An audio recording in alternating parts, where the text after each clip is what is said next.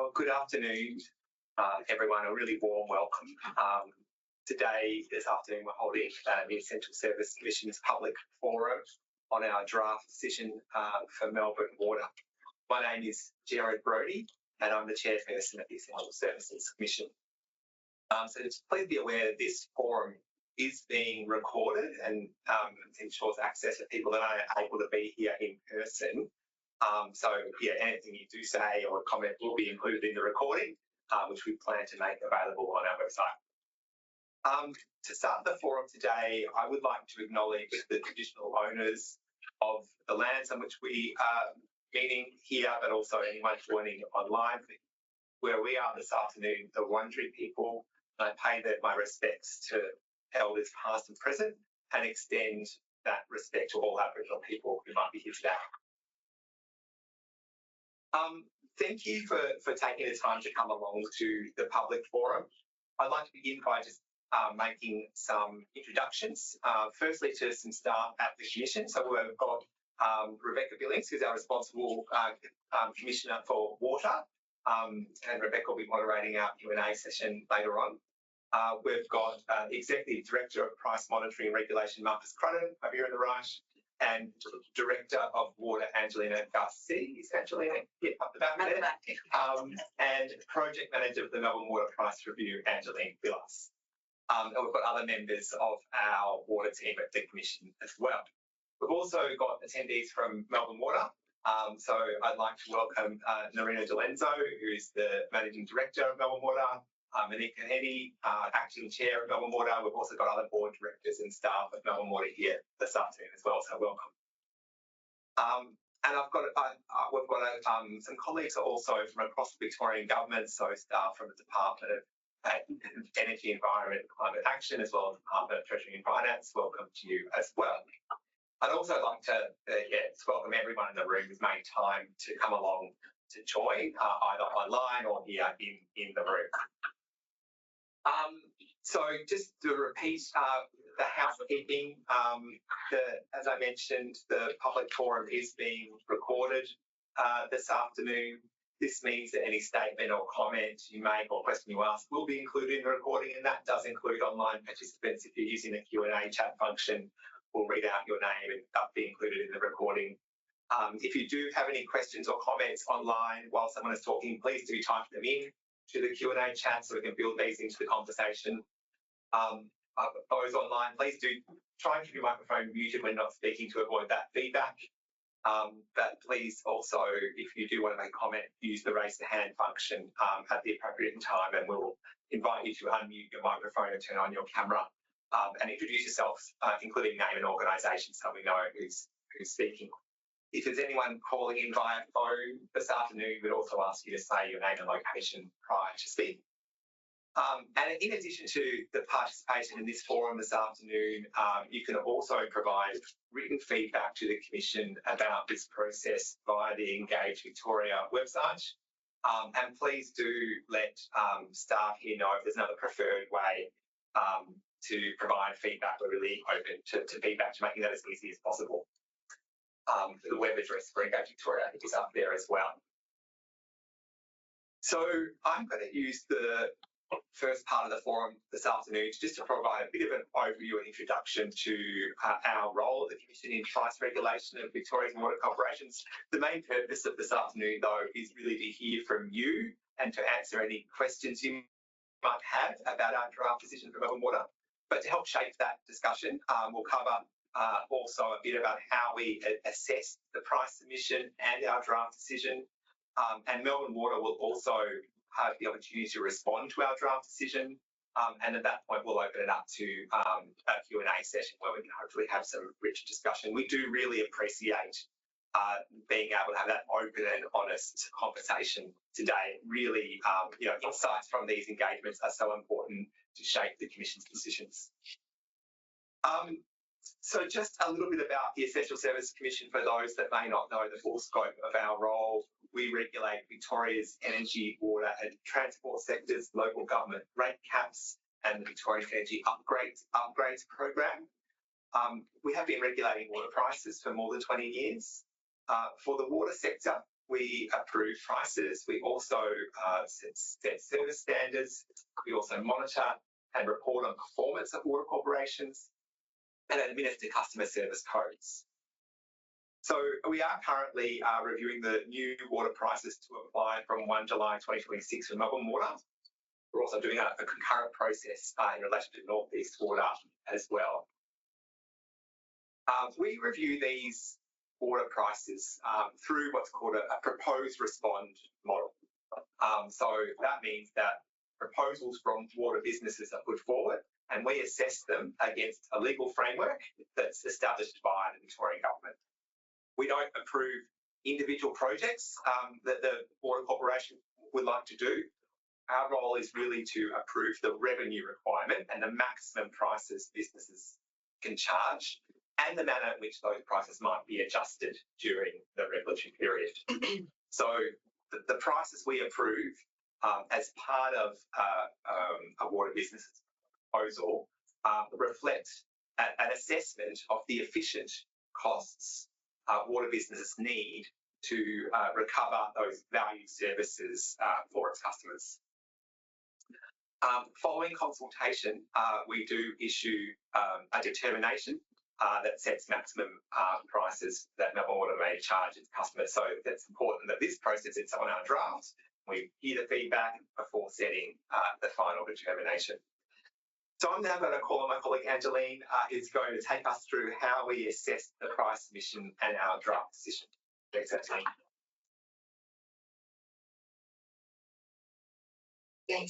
Thanks, Jared.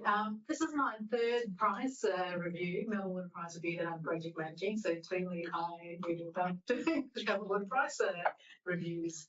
And to be honest, this has been the best one to date.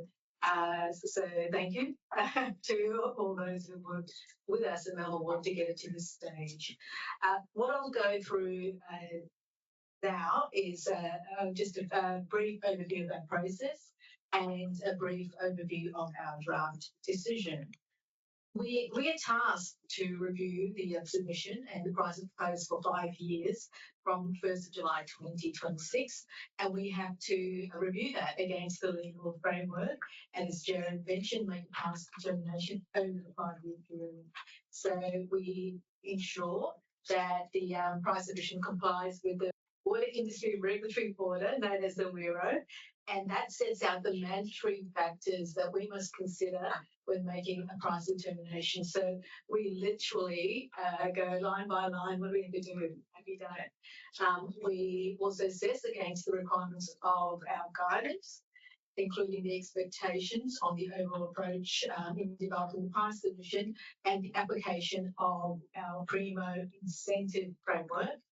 And whether it complies with the relevant criteria in the Water Industry Act and the Essential Services Act. So it is Melbourne Water's responsibility to propose prices and services for the upcoming 5-year period that are consistent with the WIRO and the Commission's guidance and the relevant legislation.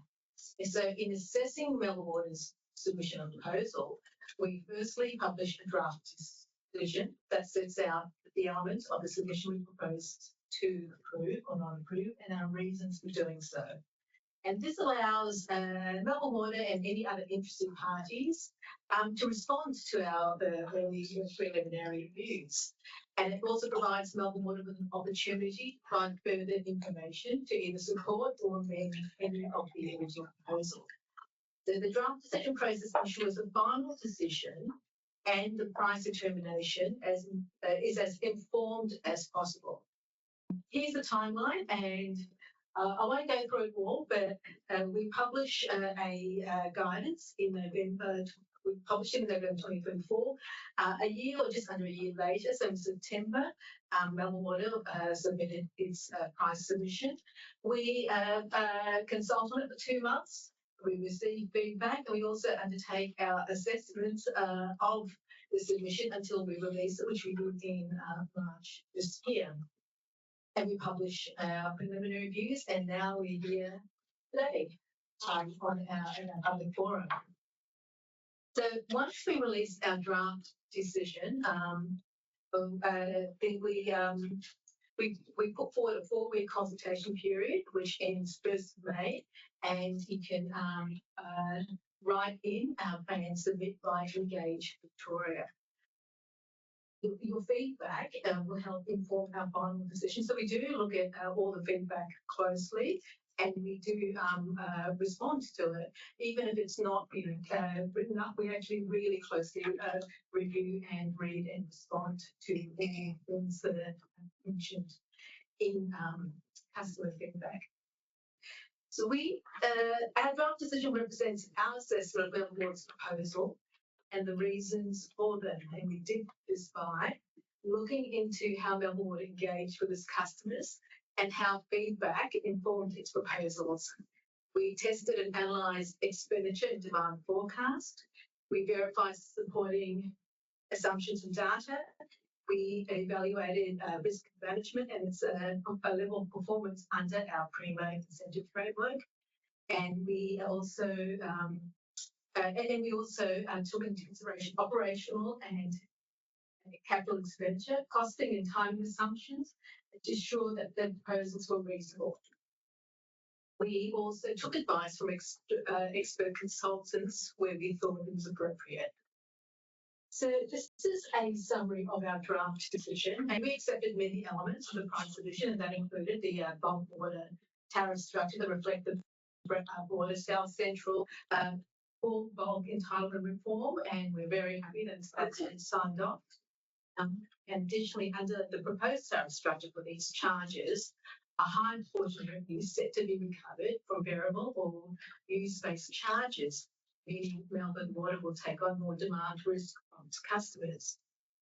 We approved the proposed tariff structures for waterways range tariffs, the for price control and adjustment mechanisms as we consider to provide sufficient revenue for Melbourne Water and to cover its forecast efficient costs of servicing its customers. We also improved guaranteed service levels and simplified customer outcomes. So our draft decision also adopts a lower operating and capital expenditure forecast than was proposed by Melbourne Water, and I will go into this a bit more in depth shortly. We have adopted a revenue requirement of approximately $10 billion for the 5-year period, which is $140 million or 1.4% lower than what Melbourne Water proposed. And we note that this imposes consequential changes to Melbourne Water's forecast regulatory asset base, regulatory depreciation, and tax allowance. On the other hand, our draft decision proposed not to accept Melbourne Water's proposal to move to a common sewerage transfer charge, as we consider this does not reflect the different costs at the eastern and western treatment plants. We also gave further consideration to Melbourne Water's proposed pricing principles for large load users like data centres, as we expect Melbourne Water to provide more information for us to develop our informed decision and also to engage further with its customers and stakeholders. So overall, Melbourne Water's proposed bulk water sewage charges will result in modest increases in prices and bills for the majority of end-use customers over the next 5 years. This slide provides a summary of Melbourne Water's proposed changes to annual average household bills. Melbourne Water's proposed bulk water and sewage charges result, as I mentioned, in a modest increase in bills for end-use customers. But for household customers of the metropolitan water businesses, Melbourne Water's proposed prices will result in average bill increase of about 1.8% across the next 5 years, or 0.4% per annum before inflation.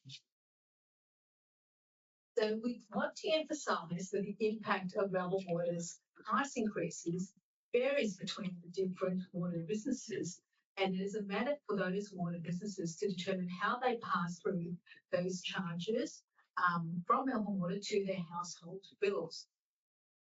The prices will need to be updated by Melbourne Water to reflect our draft decision, and they're not yet made final. The actual household water bills will depend on such factors as the amount of water services customers, end-use customers use, the impact of retail water submissions, and other factors such as desalination of water borders and other pass-throughs. Melbourne Water's proposed waterways and drainage tariffs are forecast to generally remain the same. So Melbourne Water proposes to slightly reduce its waterways and drainage charges by 0.8 to 0.9% for all end-use customers groups in 26 and 27. They propose a flat price path for indicative bills for the remaining years. Meaning waterways and drainage tariffs will adjust for inflation only for that necessary period. So our draft decision is to accept Melbourne Water's proposed tariff structures for its core waterways and drainage services applied to both residential and non-residential customers and the special drainage areas, including Patterson Lakes and the Cooley-Rupp-Longwarry district. We also note that Melbourne Water proposed a flat non-residential charge to replace the net annual value system for charging for all non-residential customers. The Commission acknowledges that some customers have expressed concern about the proposed price path, noting that a declining or flat charge in real terms may be inconsistent with the community's willingness to fund waterway protection. So we consider the waterways drainage charges to be sufficient to deliver the outcomes and expect Melbourne Water to continue to closely engage with these interested parties to better understand and address these issues. So expenditure forecast. Our draft decision is to adopt forecasting operating expenditure of 5,411 million. And this is 109 million or 8.8% lower than what Melbourne Water proposed. So we propose to lower Melbourne Water's operating expenditure benchmark because we consider that Melbourne Water's proposed controllable operating expenditure forecast was not entirely prudent and efficient.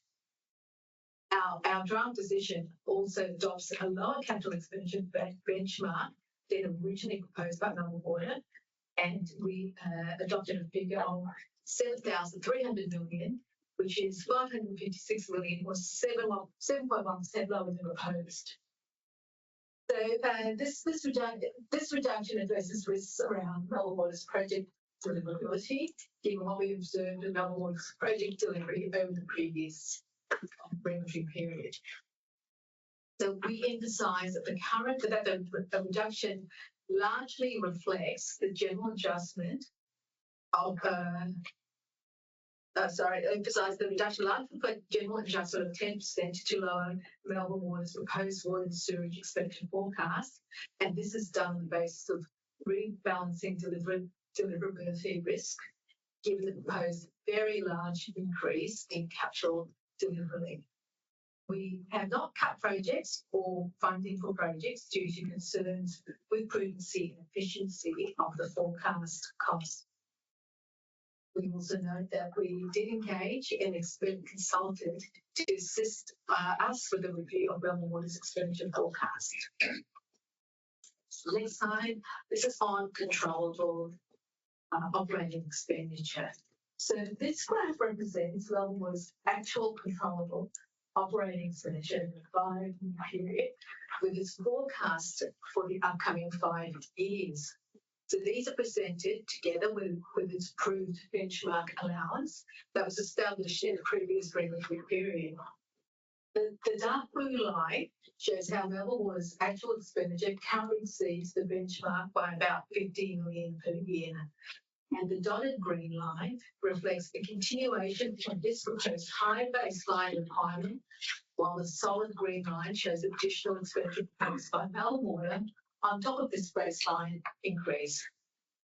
So our assessment has verified and approved about 40 million per year of the 50 million baseline uplift, which accounts for about 55 million of proposed 100 million OPEX reduction.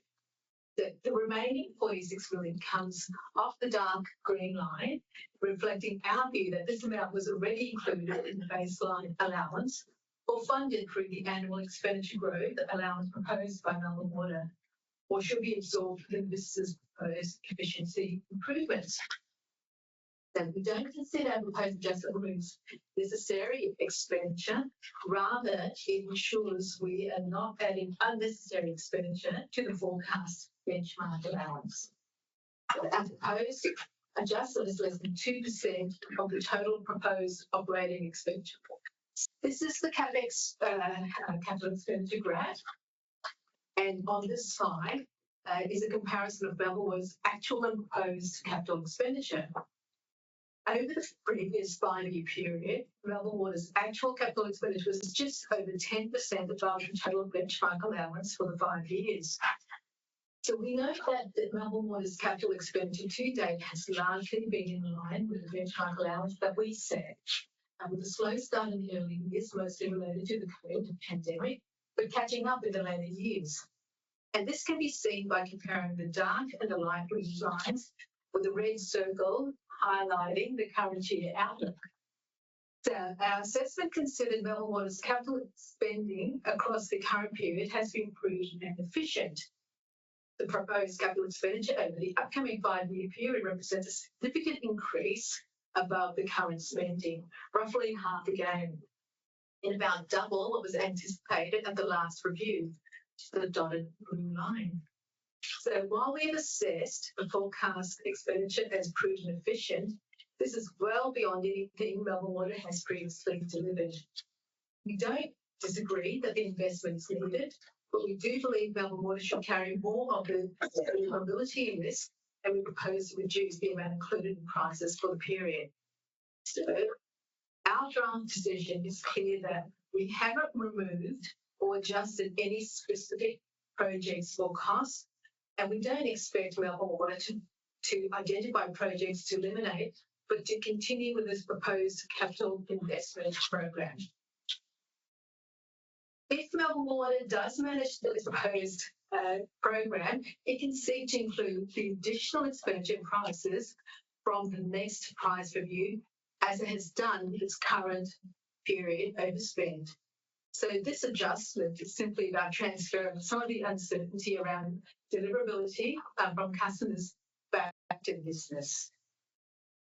Okay, so this brings us to the discussion of our Primo incentive framework.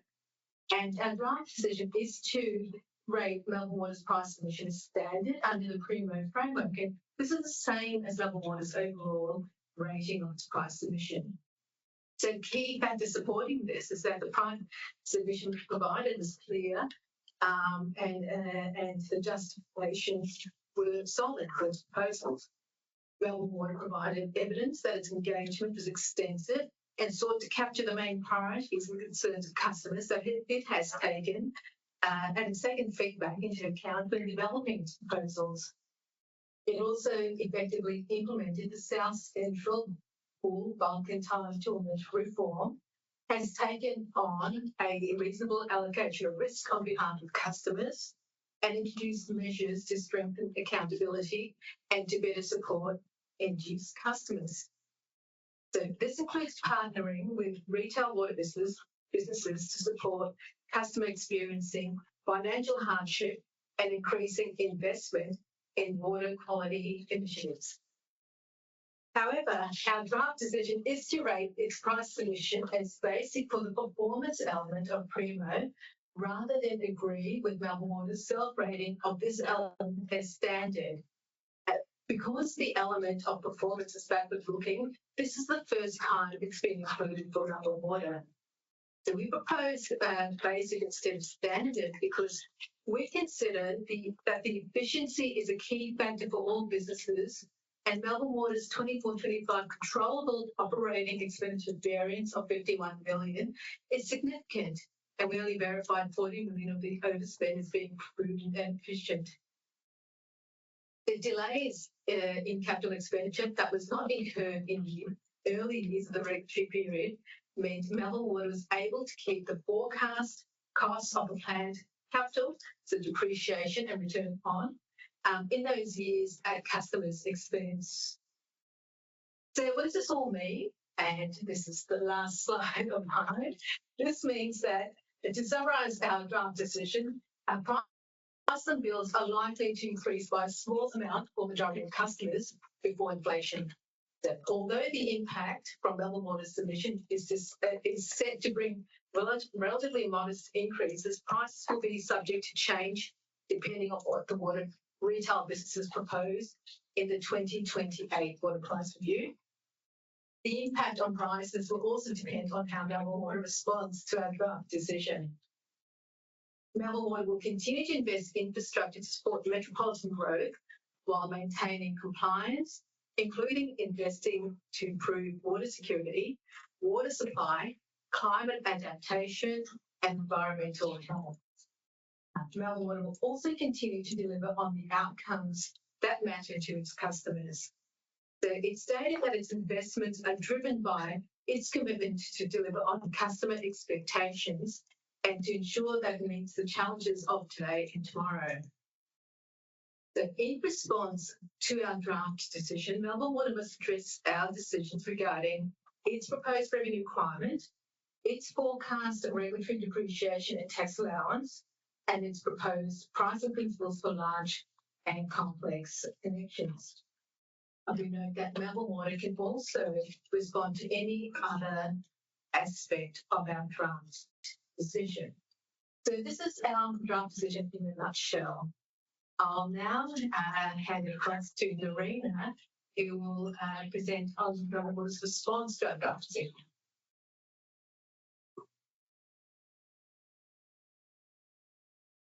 Okay. Thank you. Thank you, Jared.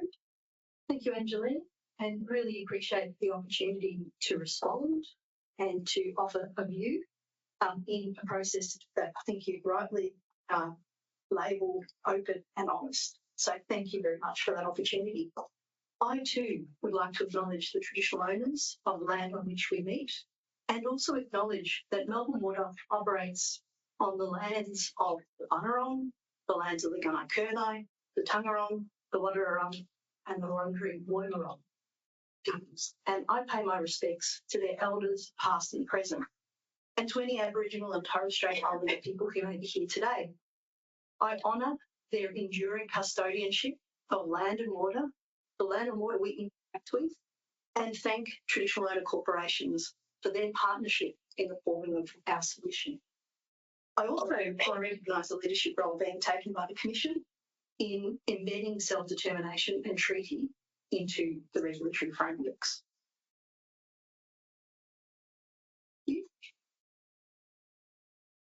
So Melbourne Water is the bulk water and sewage provider for Greater Melbourne. We provide the Melbourne retail water corporations with drinking water and treat 90% of Melbourne's sewage.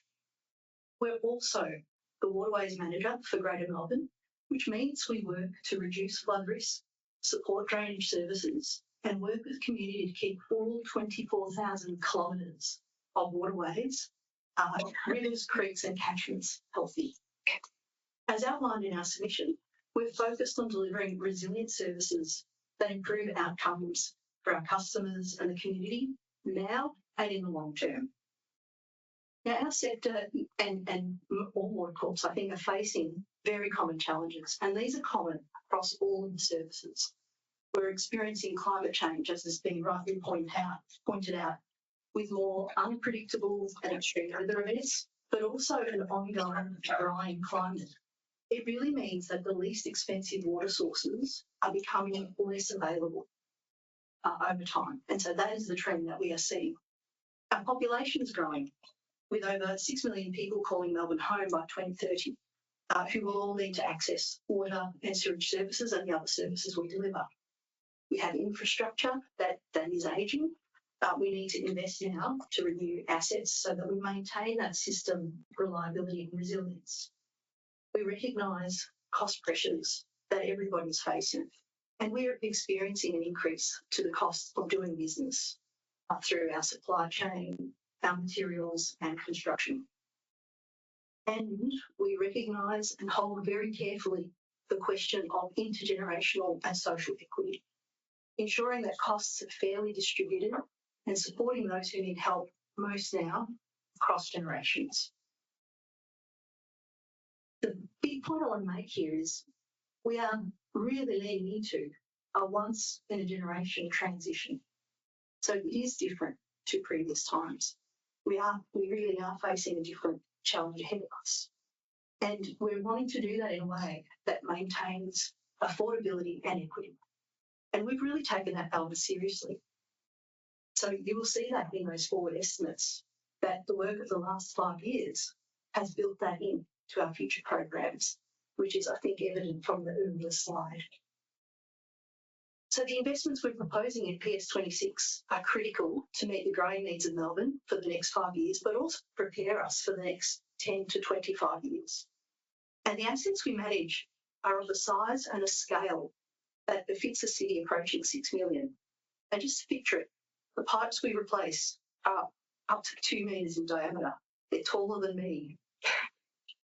And the treatment plants and the dams that we manage are of a size and a scale that is, really, it's huge. And the main reason I make that point is because assets of that size and that scale, they need time to plan, to build. There's public interaction, there's impact. They all need to be really factored in carefully. And the most efficient way to manage that type of asset base is to be planned and orderly. As my team hears me say all the time. So in our submission, we outlined the need to continue delivering assets over the coming years to ensure bulk services are without interruption, and we've used the planning horizon to prevent bill shock in the future. So we really thought about that. Now, our submission focuses on customer value and their long-term interests, maintaining affordability and supporting customers now while preparing for the future, naming clear, simple performance outcomes that reflect what our customers value and prioritise, and being accountable and relentless in their delivery. So I first thank ESC for their feedback and behind the draft decision, and the considerable engagement we've had from the ESC team. And through the presentation, I'll be presenting some views and some proposals on how we will seek to respond to this in our draft submission. And, hopefully that is a good precursor to our formal submission in a week's time. Thank you. Okay, so this is an overview of our outcomes and measures. We engaged very deeply with our customers, communities, traditional owner partners, direct service customers and stakeholders. And this engagement directly influenced our decision making. So much so that we felt confident that our submission reflected those priorities accurately. We took past learnings into consideration. We really listened to the feedback of the past, and we were really focused on this aspect. The letters of support from retail water corporations were an important proof point for us, and an important demonstration that we were really seeking to know whether we had hit the mark. And we also thank the ESC for their positive acknowledgement of this process and this progress. And also would like to thank all of those who participated in the PS26 engagement, some of whom are here in the gallery, and I think also online today. So we look forward to maintaining an ongoing engagement so it doesn't end with pulling the price submission together. And in fact, it has been one of the tenets that this is a platform for ongoing engagement, both on our performance and in the lead up to the next pricing submission. Now, with regards to past performance, we acknowledge the ESC feedback on some aspects of past performance. So acknowledge that comment and recognise the decision to downgrade that part of the price submission based on the previous OpEx expenditure and the slow start to the capital program. As you know, our submission covers the impact of COVID and a range of other factors. Now, we take this feedback and those learnings into our current submission, and we've really thoroughly tested cost efficiency and capital deliverability plans that provide us confidence to put forward our submission. So we'll cover that in a little bit more detail. Now, while co-creating these outcomes with customers and community, we had very consistent feedback of the need to simplify our outcomes. And so we've got on the screen here a combination of commitments and measures that we think will represent each outcome holistically. Outcome 1 and 2 relate to our core water and sewage services. Outcomes 3 and 4 focus on our role in waterways and flood management and direct services, such as direct services to Cooraboo, Patterson Lakes, licensed irrigators. And outcome 5 is a new outcome that arose from our work with water sector, seeking for us really to take on that partnering role, including our role in supporting customers who experience vulnerability. We've mapped our expenditure to each of these outcomes, ensuring that we can connect every dollar to what we're trying to deliver, and making sure that we meet what our customers and community expect. So we're proposing a $2.9 billion investment in our water services, a $2.7 billion investment in sewage services, $378 million investment in waterways to support their health and resilience, and a $1.8 billion investment in flood and drainage, with $1.4 billion focused on urban development expenditure that will be mostly offset by developer contributions. So drilling into water and sewage expenditure. So these investments, as I said earlier, are part of an intergenerational transition needed to ensure long-term supply demands and reliability continues across our entire region in a changing climate and a growing population. Over the next 5 years, we're proposing to spend nearly $5 billion in water and sewage infrastructure, whilst continuing to adapt to an evolving operating environment, which we can all see. We're investing in infrastructure that will deliver water to customers who are not always served by us in the past. For example, parts of the northern and western regions of Greater Western Water, where these customers had supplementary supply, not ongoing supply, and also that ongoing supply to Geelong in that region. This infrastructure will also deliver the ability to pursue climate-independent water sources, more expensive water sources than traditional, but essential to maintain water security. And also major upgrades at the western and eastern treatment plants that will fundamentally change the way treatment happens at these plants. So again, it is not business as usual. These include upgrades that help these plants to cope with both growth, but also do it in a way that allows it to improve carbon capture, circularity, and protect environmental values. So again, a really important transition for those assets. So I'll just overlay the CapEx expenditure for water and sewage now. So this is just those service streams. So as I said earlier, to successfully deliver the work, we need the time and the funding to appropriately develop large, complex infrastructure. And the graph shows the expenditure that is included in the draft determination in blue. The orange shows the expenditure that was proposed in our pricing submission, that in the draft determination is proposed to be reduced. And there's $470 million of which is an overall reduction due to deliverability concerns, and $80 million of it is in development expenditure for projects. The hatched expenditure is what Melbourne Water reallocated into future years based on our own application of the deliverability plan. And what we've been, so we have worked through this process repeatedly in order to test that question against the plan. What we've included in our price submission has been tested thoroughly for that deliverability, and the mechanisms to deliver that are well advanced, including our new and additional construction contracts for the coming decade. This wasn't present in the last submission and is a really important delivery vehicle. Our expenditure output has also continued to increase year on year over the past 2 years in order to glide into the proposed expenditure. And I think your graph was really instructive. When you look at an expenditure profile that is a step up and a step back down, that's very different from a deliverability perspective to a gradual glide. That profile is much more deliverable. So we really put a lot of thought into that. Now, we pushed a sizable quantity of expenditure into the following period, whilst also being careful not to create a bill shock for the coming price period. And in that expenditure that we pushed across, we identified 800 million in that expenditure, which we may need to deliver in this pricing period, depending on how that risk materialises.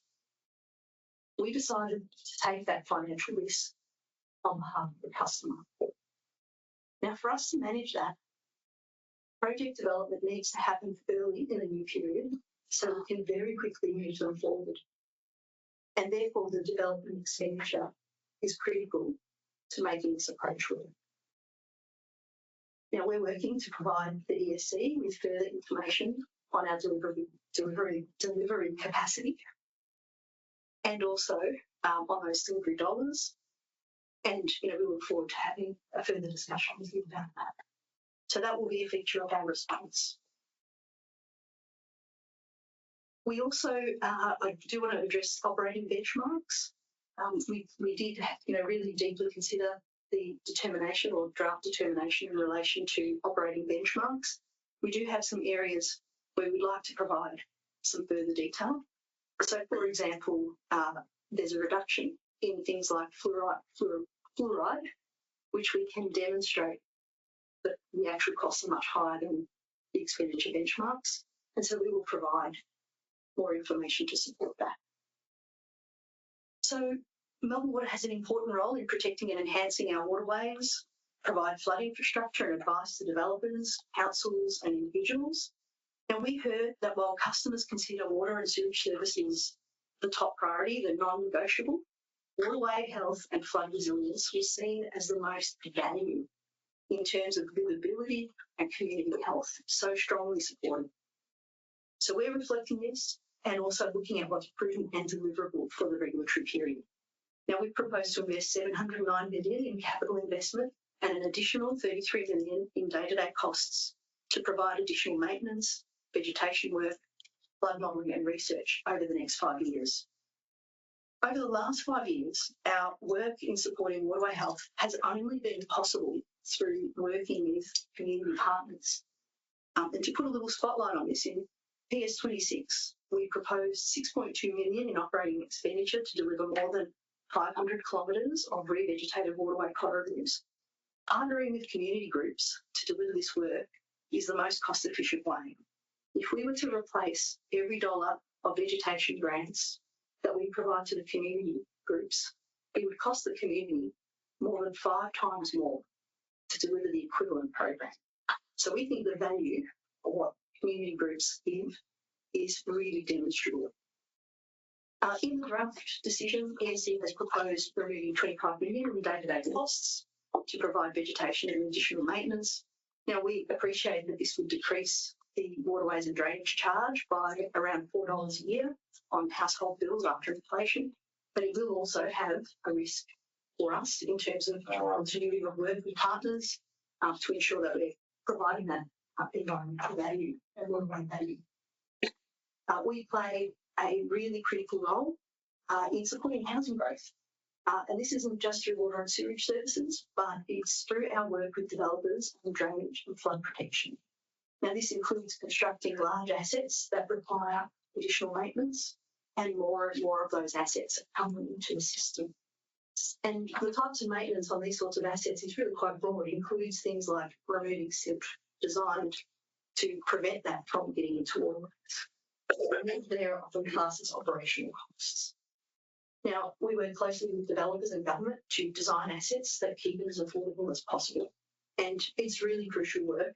And so we will provide some further responses in our reply that will provide more detail on these aspects.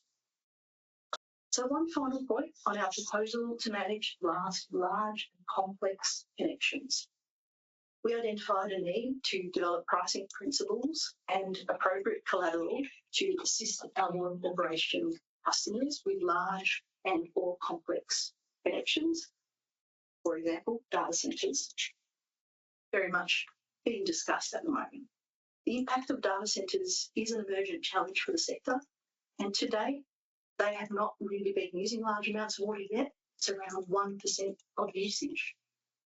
And they can be managed at the moment through existing infrastructure, similar to large commercial users, which already exist in Melbourne. That's a current status. However, as this continues developing and growing, it may require us to invest differently or invest earlier than planned to get the right amount of water to the right places in the network. Our water corporation customers have been receiving inquiries about data centres that may require large and consistent volumes in the future. This is different to other large customers as we're not involved in connecting those customers. The key point here, I think, is it's a dynamic issue. It's an emerging area for Commission guidance, including after the submission. We're pleased to see that further guidance will also be provided by the ESC to retailers in the next few months. And, recognising the emerging need, we developed an addendum that addressed it. We worked very quickly with water corporations on the topic, recognising the need to create the opportunity to address it. So we're committed to ongoing engagement and to ensure that as a sector, we are confident in the proposal that we put forward. So we will come back also on that.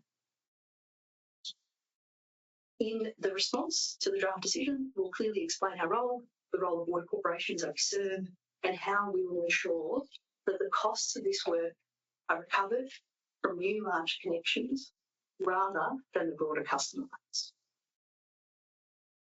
So in closing, I would again like to thank the ESC team for their guidance and engagement, and every person who gave us feedback, helped shape this submission, and every customer who engages with our services. So I'd like to hand over to Rebecca, and we will be delighted to take questions. Thanks, Marina.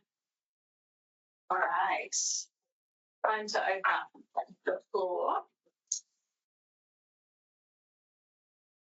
So just a reminder that this forum is obviously being recorded. So if you do have a question, it would be great if you could raise your hand, either actually or virtually, introduce yourselves and where you come from, and then ask your question. Questions can be directed either at the ESC in regards to our draft decision and or to Melbourne Water in regards to their submission. I know there's a lot of detail to get across, and we're late in the day, so I'm hoping that there may be a first goer who's prepared to start with a question. Otherwise, I might have to take one as the facilitator here. You can't tell. She's having found it, but Helen, you've had your hand up. I'm wondering if you'd like to come up mute and introduce yourself. You may or may not be a random hand. Another hand. Cameron Steele, would you be happy to come up mute and introduce yourself? Thank you, and thanks to the Central Services Commission and Melbourne Water for the presentations. I actually have two questions, but I'll ask one, and then if anybody else wants to go ahead, I can ask the second later. Just raising that one of the stated reasons for not allowing the $7.3 million uplift for waterway management manager responsibilities is that there's no new evidence that this is a changed obligation. And we'd just like to note that since Melbourne Water lodged its price submission, two significant statewide planning reforms have come into effect that we deem has expanded Melbourne Water's obligations as waterway management managers. That includes Amendment VC 278, which came into effect in December 25, and which introduced permanent planning controls and a 50-metre riparian buffer across the 17 waterways, including seeing rivers as single living entities, and also Amendment VC 265, which replaced the BEM guidelines with the EPA's 2021 Urban Stormwater Management Guidance. So my question is, how does the Essential Services Commission address obligations which have come into effect since Melbourne Water's original submission? Thank you. Thanks, Cameron. And in terms of how we address obligations that come into effect post-draft decision, they can absolutely be taken into account in our final decision.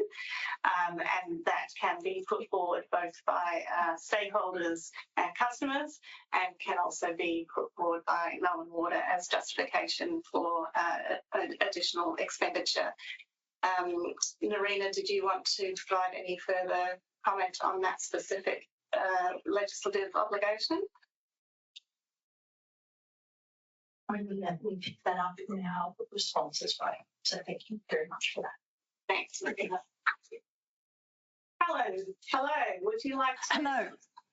Thank you very. Yes, please. And it's to Melbourne Water on a matter of equity. In improving your flood resilience and waterway health, I noticed that everything is happening on the east of Melbourne, yet we had a flood in the Maribyrnong. So how are you proposing to pay for the mitigation works that are required on the Maribyrnong? Now, I also have two other questions, but I'll just put that one up first, because equity is something we're deeply concerned about. And just to create a context for this, the River Health Strategy of 2017 predicted that the Maribyrnong catchment was on a downward trajectory which would be exacerbated by climate change. The midterm scientific review of that River Health Strategy showed that we continue to have small populations of aquatic species and low diversity. Now, part of that problem is the fact that nobody's bothered to give us 7 gigalitres of water that was identified as needed in 2006. So 20 years later, it's no wonder we're declining rapidly. The community is so concerned about this that they've formed the Maribyrnong River and Waterways Association, of which I'm the chair, to be an advocate for this river, because the community's view is we want the Maribyrnong to thrive, not die. And at the moment, we're even seeing refuge pools being topped up in wintertime in the Lancefield area. So we're feeling that we're in a crisis. We've had a flood. We put in suggestions on mitigation.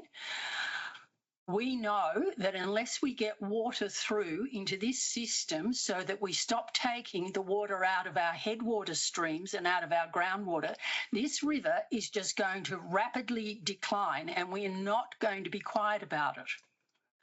So we want to see greater effort. And this slide of Melbourne Water that shows what you're going to do in the east of Melbourne and nothing in the west, where we have ample evidence to show that the Maribyrnong is drying out. Our groundwater flows, which we depend upon for the basic water flow through that system, has not recovered from the millennium drought, yet we're still plundering the groundwater. Greater Western Water doesn't have an option because no one else is supplying them water. So I want to know, how equitable is the situation that we're in? When we can't get extra water from Melbourne Water, that means our headwater streams are going to continue to be plundered. Our groundwater is being plundered. We know there was a serious flood, yet I don't see any allocation for funding there. So I'm just saying, from a community perspective of the person in the street who is here directly to represent community concerns, this does not look equitable. And I do not believe, if we're going to have proper forward planning, that we can do that without using recycled water for potable water, and we should be starting to plan it now. So Thanks, it's Helen. both a comment and I'll keep quiet. Thank you, Helen. If I could throw to Narina to let her have a chance to respond to that. Thank you. Thank you, Helen. First up, we share that desire to maintain the health of the rivers, and We've also got to spend to do it. manage. Yeah, so I'll just work my way through it. There's actually quite a lot in this, and I'll give a response, but also an ongoing invitation for some further discussion as well. So if I don't satisfy you today, I'm very happy to have a further conversation. Thank So you. you talked about flood. So I'll start that first. At the moment, flood expenditure is prioritised on the basis of risk around depth and risk around velocity. Now, what's happening at the moment on the Maribyrnong, and as rightly put out, there has been a flood. It's very significant. There has been a remodelling of that catchment. That's important to make sure we're informing infrastructure that's being built. And at the moment, what is in play is a very detailed mitigation study for the Maribyrnong, which then helps us identify the infrastructure needed to be built. Now, these things don't happen overnight, and the reason why it's important to do it carefully is because if you put infrastructure in a location that causes afflux elsewhere, we will simply move the problem. And the other thing that's important is that anything that, and not to be silly about it, but anything that us engineers come up with, we need to make sure is supported by the community. So at the moment, there is a detailed study happening. There is very deep community engagement going on at the moment. And I'd be really happy to have a further discussion. And then once we're clear about the solutions, we then bring them into our pricing. So we're working on that and happy to talk further. So that's on flood. The other issue you raised rightly is the problem of water scarcity. 70% of our water comes from surface water, which is grabbed through the rivers. The comment I made earlier about climate independent supply is about being able to get water from other sources. And they include, things like reuse of recycled water for different purpose uses. That includes different, considerations for desalination in the future. The answer isn't to have the same amount of water and pull it out of the rivers for consumptive use and keep running it dry. The answer is to grow the pool of water. And that's what we are doing. So this price submission, as I said earlier, gives us the ability to now take serious steps for the next sources of manufactured water, which I think, Helen, grows the pool of water and then enables either more water returns or a reduction in groundwater usage. And environmental use is one of the key things that is included in the water security plan. So I feel that we're very aligned in the outcome, but I actually think I'm very happy to have a further discussion with you on how we get there, and also happy to continue the challenge. So thank you very much for that question. Thank you, and I look forward to the further discussions. Thanks, Helen. Much appreciated for those comments and the question. I know Cameron has another question, but I can see another hand. Nicole. Nicole, would you mind coming? Yep. Hi, Sure. would you mind Hi, introducing everyone. yourself, Nicole? Good day. I'm calling from the Maribyrnong catchment and share Helen's concerns. I've just got a question for both the ESC and Melbourne Water.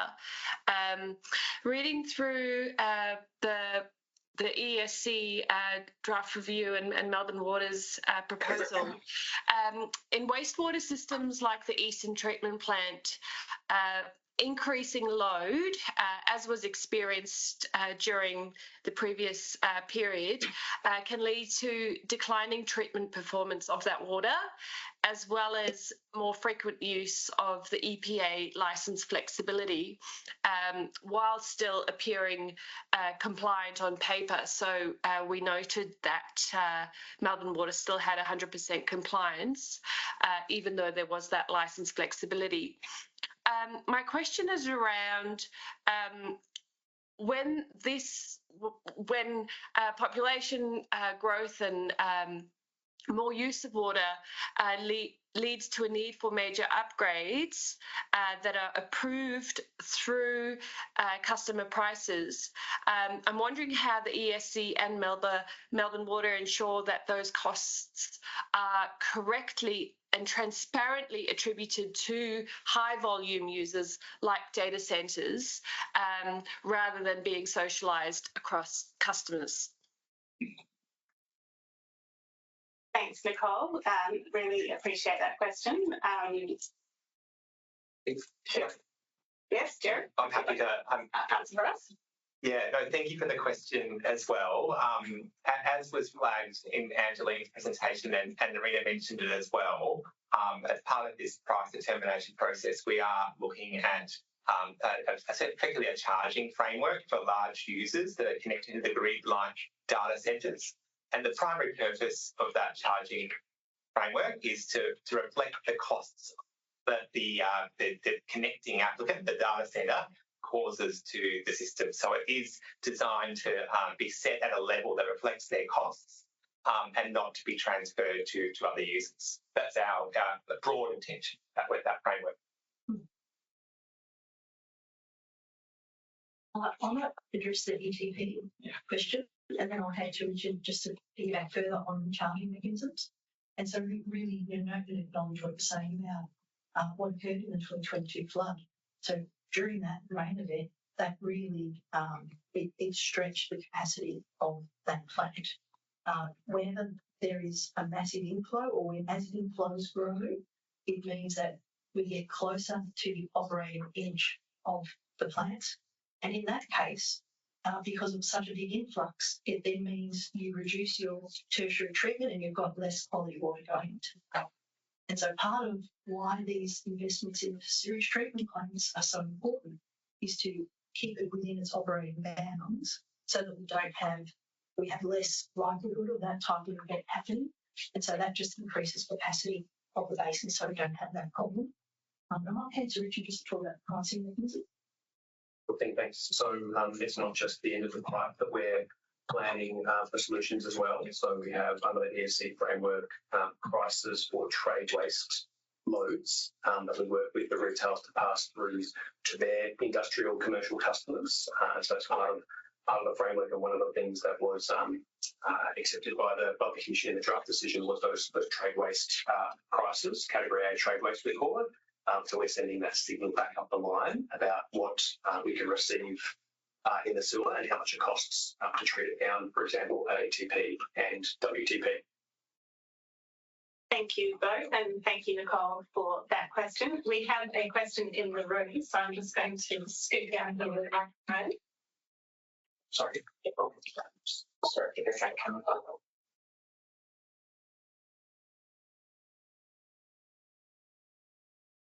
Thank you very much. I'm Janet Palazzo, the president of the Yarra River Keeper Association. And mine is a question of clarification about a matter that has not come up so far this evening. And that is in relation to burned up Umaku, the Yarra strategic plan. So my question is really one of clarification from the ESC. So my understanding is that the draft determination did not support Melbourne Water's request for further funding for this important strategy. And you indicated that a case had not sufficiently been made as to why this further funding was required.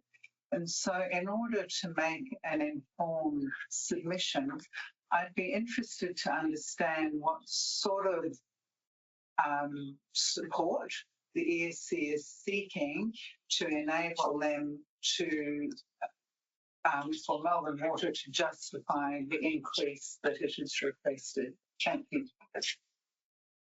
Thank you for that question. I will ask Angeline to answer that one. So, as I outlined earlier, none of our proposed cuts in expenditure is it really references any specific item or specific element of Melbourne Water's proposal. And we do expect Melbourne Water to be able to deliver on its proposals with the expenditure that we've provided to date on that. So we think what we've given them is sufficient to actually be able to meet those obligations as you outlined. and not we don't really pick horse to anything and say, well, you don't do this, you do this. So that's our approach to our decision making. Now it's again up to Melbourne Water to decide and to prioritise its spend based on, I guess, the bucket of money we give them. So I guess that hopefully answers some of the question. I don't know, Richard, or want to say anything more on that? Yeah. I was just going to say, I think that's one we can return with some clarity on, just in terms of the, it's an obligation that's come into the system during the regulatory period. And so it just has to be really crisp and clear with how the funds flow into our model. It's what we'll likely come back with next week. If I just add to that as well, I really appreciate the comment that you're really providing a revenue envelope as opposed to individual decision making. I think the point also to just surface openly is we have taken on the 2% productivity challenge, which is not insubstantial, which we have already built into those prices. So our view is incremental changes that add costs, we believe ought to add to the envelope because we are already taking that on. So we'll provide more detail and having further discussion about what else we can provide to support that justification. Thank you. Okay, we're now at 6:07, which I think was scheduled to finish at 6. So I know that we do have a couple more questions. If we can keep them short and sharp, Cameron and Helen, I will allow you to ask your questions. So Cameron, you first. Thank you. It was just a follow on from Nicole's question about data centres and given their water requirements, including 24/7 water, and just to the likelihood that providing large quantities of water will likely drive a greater reliance on more expensive water, such as desalination. And given that the Essential Services Commission has rightly postponed its determination on Melbourne Water's response to data centres, I'm just curious about the levers that the Essential Services might have, if it so wishes, to protect household affordability through either mandating or encouraging water authorities to create a separate tariff class for data centres. We talked about connection costs, but I'm just wondering about any levers to create a separate tariff class for data centres. Thank you. Thanks, Cameron. I'll hand it to Marcus to answer that one. I think in essence, Cameron, that's really what we're asking Melbourne Water to do.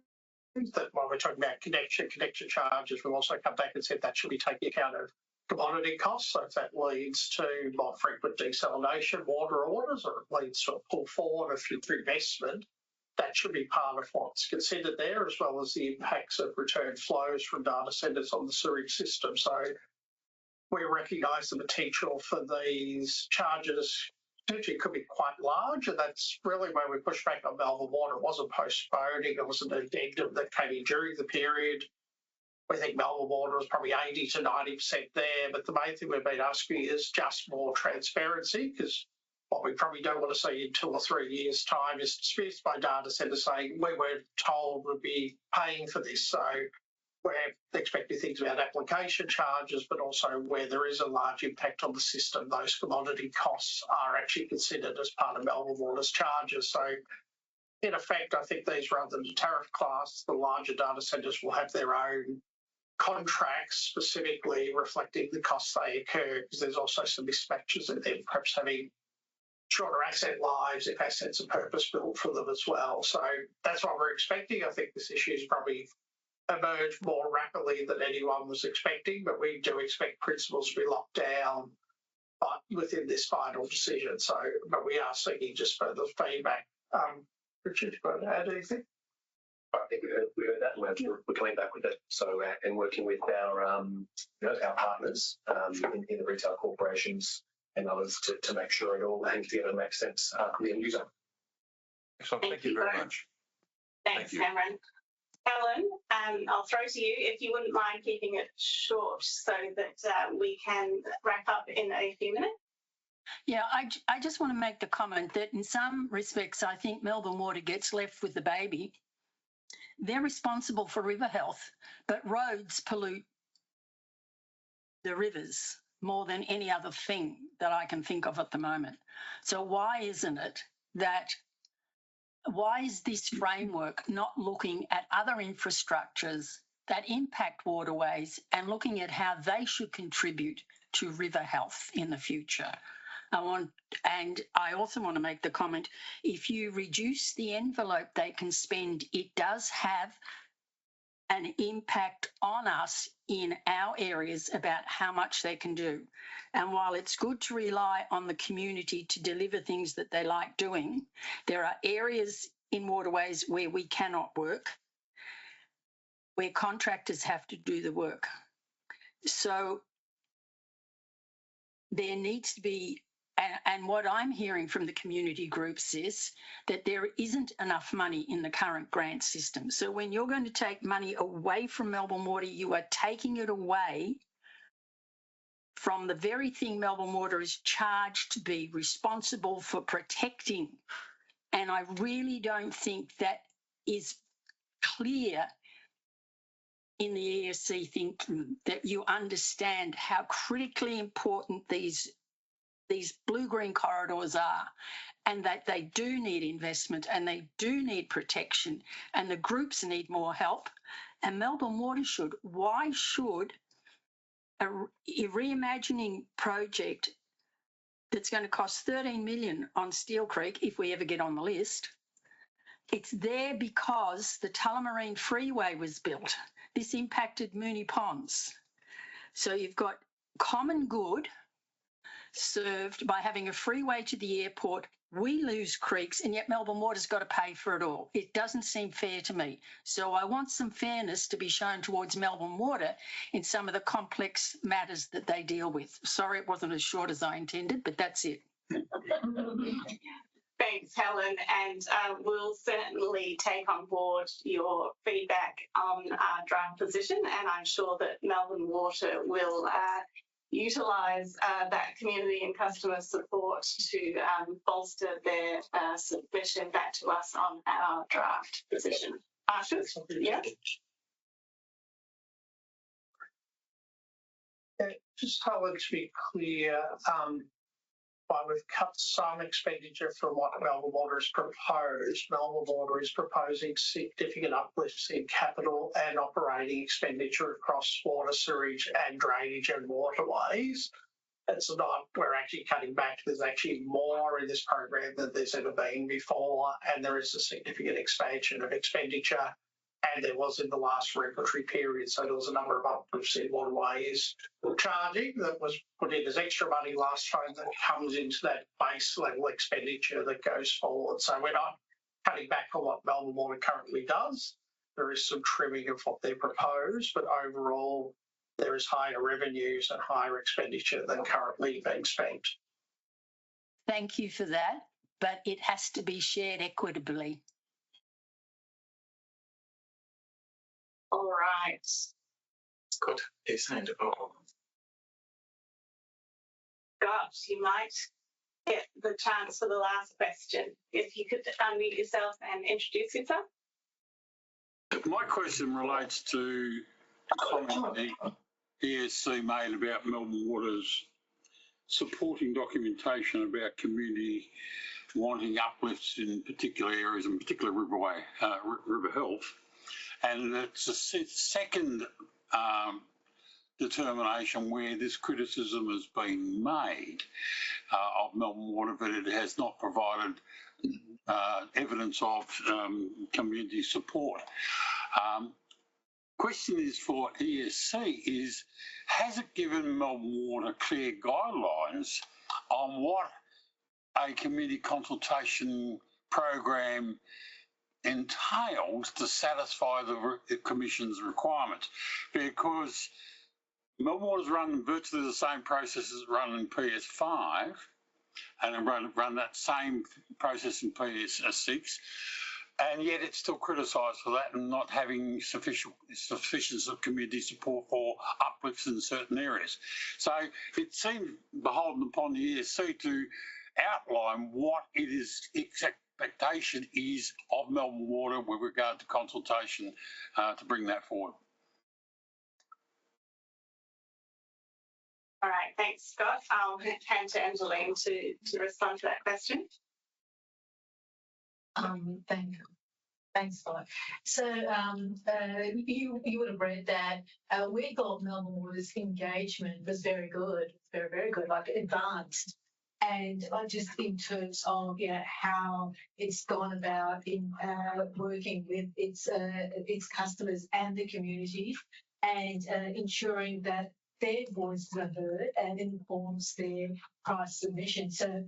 But I do get your point that maybe it wasn't. It's maybe as was done as good as maybe what the community expected. But overall, we do provide quite extensive guidance and work with businesses closely to set out our expectations and what we want them to demonstrate in price submissions. So overall, we thought it was done very, very well on that specific issue. I guess it'll Marcus might want to say something on this. Scott, is this related to a comment that's, I guess, on page 31? So we said, well, we know customer support for the expansion of the grants. Melbourne Water didn't provide sufficient, so it could be funded through annual growth. So we're not saying there wasn't good engagement. Actually, if the grants way, as Loretta pointed out, is a very effective way, and community groups often can do far more work than Melbourne Water staff could, where it's safe and appropriate. So it's more a technical regulatory point. I'm not saying there wasn't sufficient. We're satisfied with the customer support that volunteer and grants programs are a good and effective way of delivering. It's whether it needs to add to additional funding, or is there sufficient funding and revenue within Melbourne Water to put greater priority on that area. So we weren't saying there wasn't enough engagement on it. Thanks. It's more a technical regulatory point. Thanks for rapidly flipping through our draft decision on that one, Marcus. And thank you for your questions, Scott. With that, I will start to close the session. As has already been articulated, I just want to reiterate that until the 1st of May, submissions to our draft are able to be provided to us. And while they do can go through Engage Vic, as Jared articulated, we're very happy to receive comment and feedback in any way that is as easy for you to provide that feedback. It is really important for us to hear directly from consumers and interested parties, and we really appreciate everyone who has passionately engaged in Melbourne Water's process to date and our draft decision process as well. On behalf of Commission staff, and I'll say on behalf of Melbourne Water as well, I extend my sincere thanks for everyone who has joined us today, and I look forward to engaging with you in the future. Thank you all for attending, and have a great evening. Thanks all.